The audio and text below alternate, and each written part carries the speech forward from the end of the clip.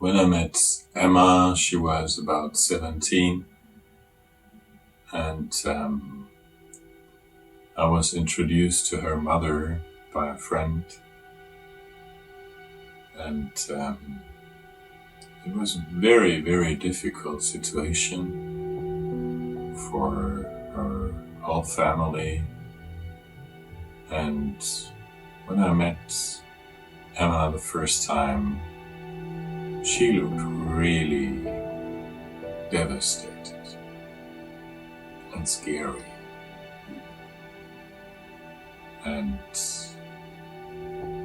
she hadn't seen much daylight for the past 4 years, and had daily panic attacks and nightmares and couldn't sleep, and had very self-harming tendencies. She was drinking lots of alcohol and cutting herself with a blade that she had in her cell phone with her all the time. It was very difficult to grasp what was really going on. Every day it was an extraordinary situation for her mother and for her sister and for herself. Her mother had tried a lot of different possibilities and had tried to bring Emma to therapists and doctors and even social workers, but everybody who tried to help was more or less rejected as well from Emma, and she didn't want to work anymore with anybody when I met her mother. But her mother didn't know what had happened to her daughter, and it took a very long time until she more or less knew what actually had happened. And Emma had been sexually abused and assaulted, and from that day on, she just dropped out of everything.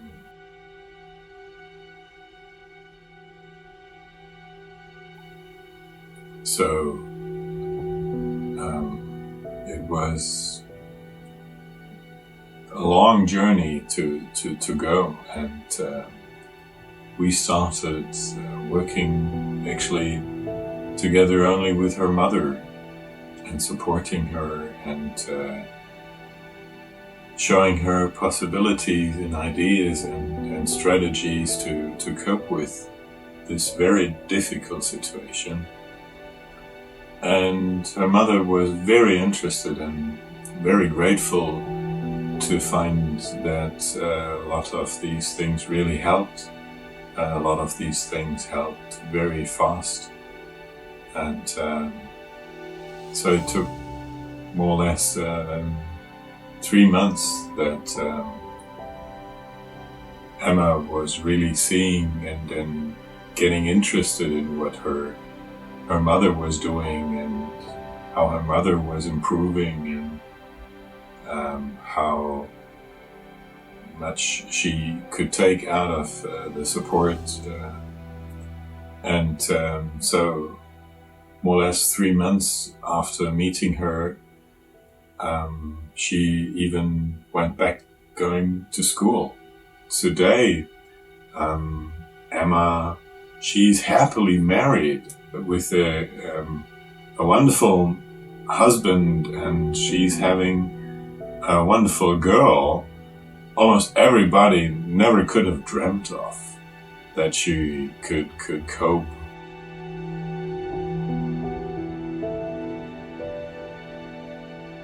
A lot of institutions are working not really in the most modern, with the most modern strategies, but they often have like medication plans But that's like breaking my leg and taking as much medication so that I don't feel pain, but it's not the root which is healed. So one of the strategies we usually use, especially for trauma, anxiety, and even PTSD, is EMDR.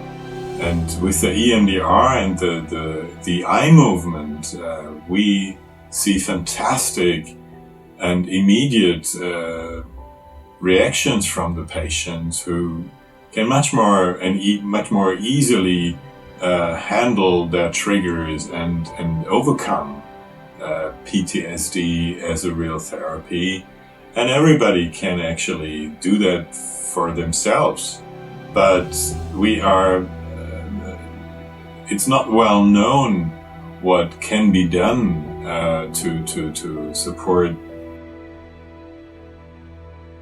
Our approach is to strengthen parents and families and to help with problem and communication and with crisis strategies to support to come out of very, very destructive and devastating life situations.